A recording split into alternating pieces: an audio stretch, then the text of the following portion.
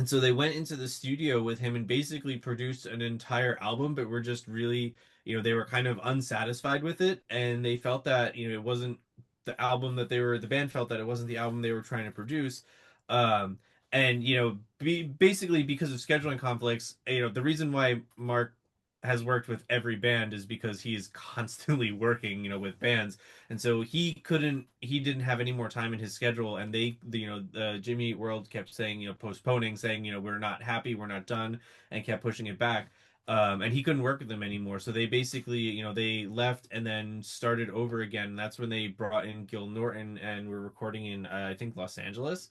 Um, and that's actually where they wrote like Futures and Pain, and like, the songs that I think even possibly even 23, like the songs that this album is known for actually came out of the writing sessions with, with Gil Norton later on. And so, when I say like, I love the production of Futures and, the sounds that you hear, it's referring to the version that is ultimately that was released and that what people hear of that when, that they think of.